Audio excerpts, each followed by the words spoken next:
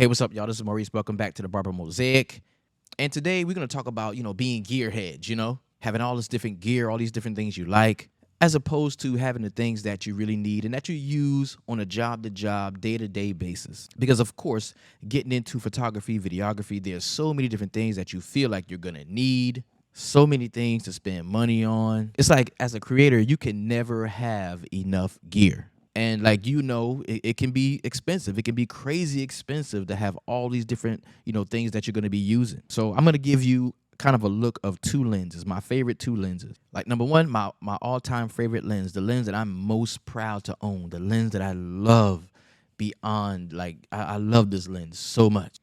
The Canon RF 85mm 1.2. Minimum focus distance of 2.79 feet, 0.12 times magnification. It's got 13 elements in 9 groups, 82 millimeter filter size, 9 circular aperture blades, weighs about 2.63 pounds. Canon's ultrasonic motor. Love this. Oh man, so smooth. And this lens right now is on sale with $100 off on Canon's website for $26.99. Now, upon initial purchase of this lens, I'm thinking, I'm about to go crazy. This lens is going to stay on my camera.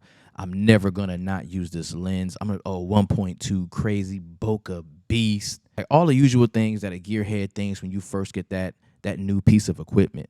And don't get me wrong, I've gotten a great deal of use out of this lens. And I don't have, a huge line of RF lenses because, quite frankly, the red rings are crazy expensive. I'm thinking about getting rid of this lens and going down to the 85mm RF f2 because you got to ask yourself, is those additional stops of light from going from f2 to 1.2, is that enough? Is that worth $2,000? And as a creator, as a videographer, a photographer, only you can make that call. Only you can make that decision. But it's got to be what's in the best interest of your business.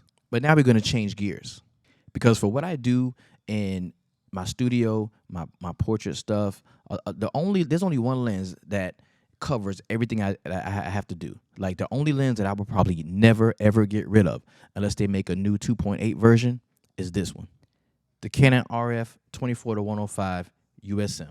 And from an RF standpoint, it's probably the cheapest red ring you'll ever get.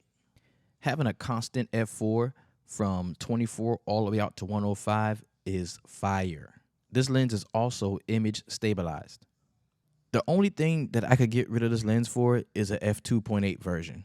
Like that is my most used lens. I use that lens more than any other lens I have. I use it more than the 50mm 1.8, the 35mm 1.8, the 16mm 2.8. I even use it more than the RF 70-200 2.8. This lens literally lives on my R6 Mark II. And the further I get into it, the more I'm realizing it's not as much about the gear. Don't get me wrong, it is about the gear, but it's not as much about the gear as it is your ability to use it and to create what you want to create. I just don't use the 85mm 1.2 enough to keep it, I think.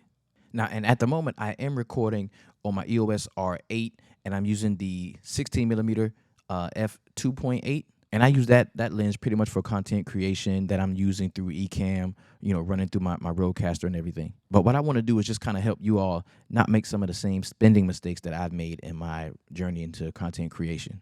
So let me know in the comments, what's your most used lens? What's your favorite lens? What lens did you buy that you probably shouldn't have? And what more cost-effective options do you think there are and ways that you should go? This has been Maurice from the Barber Mosaic. Don't forget to like, subscribe to the channel, comment on the video. Let's chop it up.